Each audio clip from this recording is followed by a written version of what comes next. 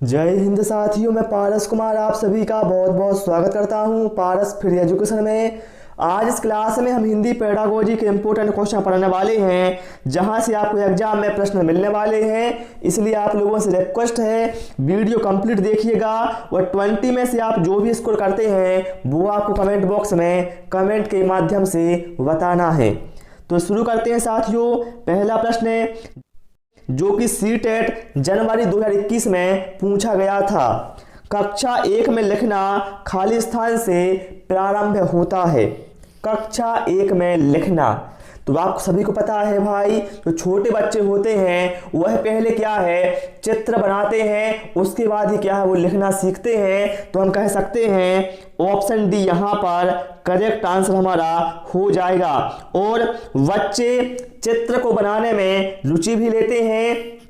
इस मत का जो समर्थन है वो महात्मा गांधी ने किया था, ये भी आपको पता होना चाहिए। चलिए गाइज अगला क्वेश्चन लेते हैं। हिंदी भाषा का आकलन करते समय आप किस बिंदु को सर्वाधिक महत्व देंगे? तो देखिए भाई, हम सबसे अधिक महत्व देंगे सहज अभिव्यक्ति को। क्यों देंगे भाई? क्योंकि जो छात्र है इसमें वह है स्वतंत्र रूप से अपने विचारों को प्रकट कर सकता है। ठीक है, तो इसलिए यहाँ पर राइट आंसर है विकल्प सी के साथ जाएगा। और आप लोगों से रिक्वेस्ट है, वीडियो पसंद आए वीडियो को लाइक करना, शेयर करना और चैनल को सब्सक्राइब करना। संश्लेषण विधि में सिखाने की प्रक्रिया है, तो ध्यान रखिएगा भाई। जो संश्लेषण विधि होती है इसमें सबसे पहले छात्रों को वर्णमाला अर्थात वर्णों का ज्ञान कराया जाता है, फिर उसके बाद शब्दों का ज्ञान कराया जाता है और अंत में छात्रों को वाक्यों का ज्ञान कराया जाता है। इसलिए यहाँ पर जो करेक्ट आंसर है विकल्प ए के साथ जाएगा। सबसे पहले वर्णों का ज्ञान, फिर शब्दों का, उसके बाद वाक्यों का। ठीक है, चलिए इसके बाद अगला क्वेश्चन लेते हैं। प्राथमिक स्तर पर पढ़ाते समय आप हिंदी भाषा संबंधी किस पक्ष पर सर्वाधिक बल देंगे? ये क्वेश्चन भी जनवरी 2021 सीटेट में पूछा गया है। तो देखिए, हम प्राथमिक स्तर पर हिंदी भाषा संबंधी किस पक्ष पर बल देंगे? तो सबसे अधिक महत्व बल देंगे हम भाषा प्रयोग पर। विकल्प बी यहाँ पर हमारा करेक्ट आंसर हो जाएगा। ठीक है, चलिए अगला क्वेश्चन लेते हैं। नाटक का संबंध है किस ज्ञान इंद्रिय से है?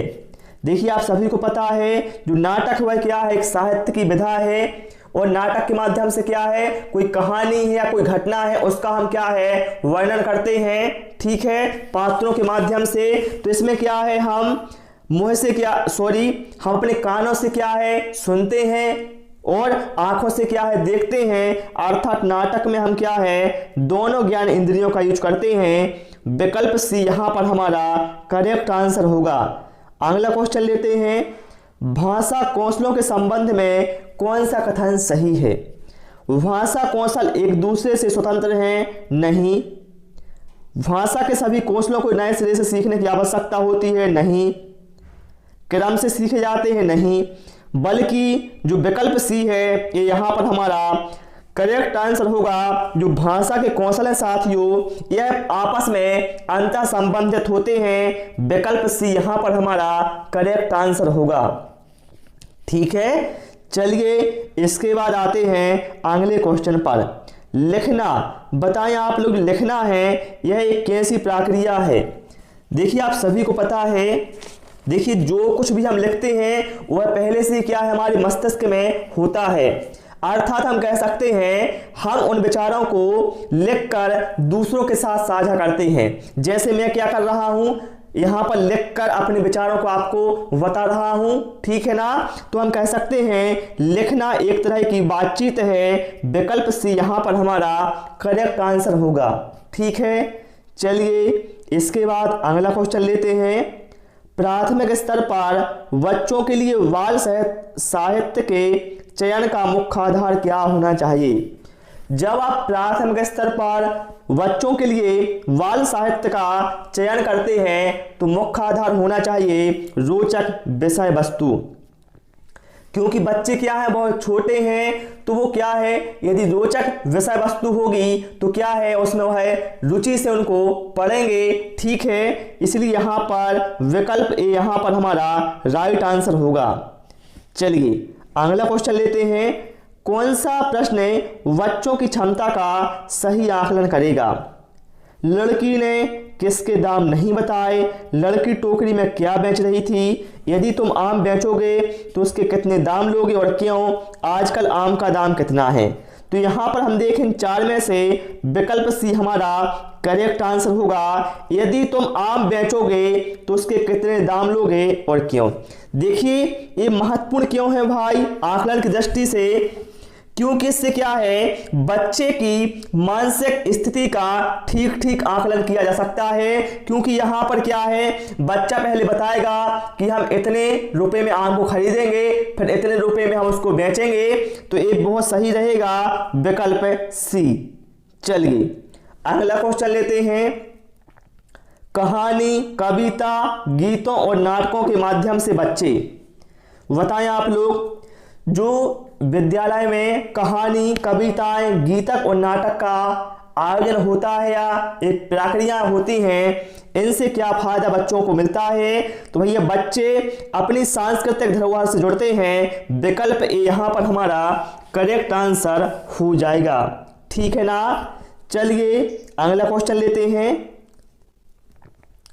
प्राथमिक स्तर पर बच्चों को भाषा सिखाने का सर्वोपरि उद्देश्य क्या है? देखिए भाई, प्राथमिक स्तर पर बच्चों को भाषा सिखाने का केवल एक ही उद्देश्य होता है कि जो बच्चे हैं वह दूसरे की बात को समझ सकें और अपनी बात को कुशलतापूर्वक दूसरे से कह सकें। तो यहाँ पर विकल्प ए यहाँ पर हमारा करेक्ट आंसर साथियों हमारा हो जाएगा, अपनी बात को दूसरों के समक्ष अभिव्यक्त करने की कुशलता का विकास करना। ठीक है ना। चलिए अगला क्वेश्चन लेते हैं। हमारी कक्षाओं में बच्चे भिन्न भिन्न भाषक पृष्ठभूमि से आते हैं, अतः आप सभी को पता है, देखिए जो विद्यालय है उसमें क्या है, बहुत सारी भाषाओं के बच्चे रहते हैं, है ना। हो सकता है किसी को पंजाबी आती है, किसी को उर्दू आती है, किसी को हिंदी आती, किसी को इंग्लिश आती है। तो ऐसे में क्या करना चाहिए भाई, ऐसे में भैया शिक्षक का कर्तव्य है कि जो बच्चे की भाषाएं हैं उन सभी बच्चों की भाषाओं को कक्षा में सम्मान देना अनिवार्य है। विकल्प डी यहाँ पर हमारा करेक्ट आंसर हो जाएगा। ठीक है। चलिए इसके बाद अगला क्वेश्चन लेते हैं। प्राथमिक स्तर पर पढ़ना सीखने की शुरुआत करने के लिए आप किस सामग्री को सर्वाधिक महत्व देंगे? यदि आप प्राथमिक स्तर पर पढ़ना सीखने की शुरुआत बच्चों को कराना चाहते हैं तो आप किस सामग्री को सर्वाधिक महत्व देंगे? तो भैया हम सर्वाधिक महत्व देंगे रोचक कहानी को, क्योंकि इससे क्या है, बच्चों में रुचि उत्पन्न हो गई पढ़ने के प्रति, तो ये बहुत फायदा होगा उसके अधिगम की दृष्टि से। ठीक है ना। इसलिए यहाँ पर ऑप्शन बी यहाँ पर हमारा करेक्ट आंसर होगा, क्योंकि प्राथमिक स्तर पर आपको साथियों बच्चों की रुचियों का विशेष ध्यान रखना होता है। ठीक है ना। चलिए अगला क्वेश्चन लेते हैं। कक्षा 1 के बच्चे अपने खालिस्तान एवं खालिस्तान से प्राप्त बोलचाल की भाषा के अनुभवों को लेकर ही विद्यालय आते हैं। तो भाई जो कक्षा 1 के बच्चे हैं या कक्षा पहली के बच्चे हैं, वह अपने घर परिवार और परिवेश से प्राप्त जो भाषा है, अनुभव की भाषा है, उसी को लेकर विद्यालय आते हैं। अर्थात यहाँ पर विकल्प बी है वो करेक्ट आंसर हो जाएगा। जो भाषा बच्चे के घर और परिवार में रहती है और जो उसके परिवेश का मतलब होता है जहाँ पर वह रहता है, क्षेत्र विशेष में जो भाषा है उसी का वो अनुभव लेकर क्या है विद्यालय आता है। चलिए इसके बाद अगला क्वेश्चन लेते हैं। भाषा सीखने का व्यवहारवादी दृष्टिकोण खालिस्तान पर बल देता है।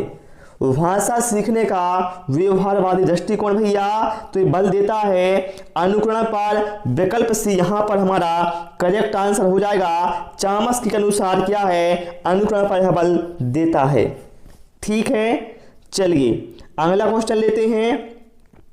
वाइगोत्स्की के विचारों पर आधारित कक्षा में खालिस्तान पर सबसे अधिक बल दिया जाता है। तो भैया वाइगोत्स्की के विचारों पर आधारित जो कक्षा है उसमें क्या है, परस्पर अंतःक्रिया पर बल दिया जाएगा, क्योंकि आप सभी को पता है वाइगोत्स्की महोदय ने क्या है, परस्पर अंतःक्रिया को बहुत महत्व दिया हुआ है। ठीक है, भाषा सीखने की दृष्टि से। अगला क्वेश्चन लेते हैं, निम्न में से कौन सा प्राथमिक स्तर पर हिंदी भाषा शिक्षण का उद्देश्य नहीं है। तो यहां पर विकल्प बी यहां पर हमारा करेक्ट आंसर हो जाएगा। हिंदी भाषा शिक्षण का प्राथमिक स्तर पर यह उद्देश्य नहीं है कि जो बच्चे हैं वह सुनी गई बातों का ज्यों का त्यों दोहराएं।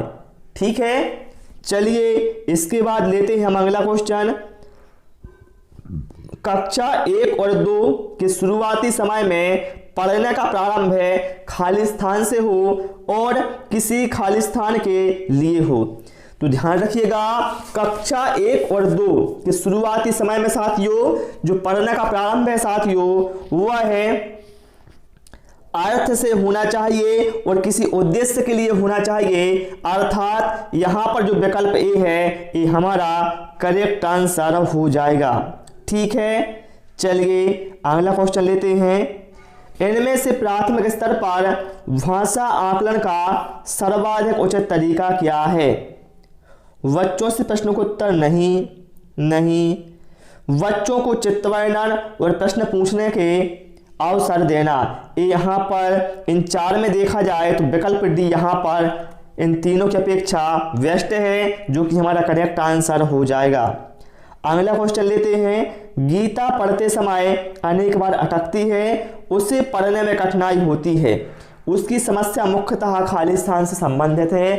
तो आप सभी को पता है जब किसी को पठन संबंधी समस्या होती है तो उसे कहा जाता है डिसलेक्सिया। विकल्प भी यहाँ पर हमारा करेक्ट आंसर होगा। और किसी को जब लेखन संबंधी समस्या होती है तो उसे डिस्ग्राफिया कहा जाता है। एक पॉइंट भी आपको पता होना चाहिए। तो साथियों इस क्लास में इतना ही। आपको हमारी क्लास कैसी लगी कमेंट बॉक्स में अवश्य बताइएगा। Thanks for watching this video.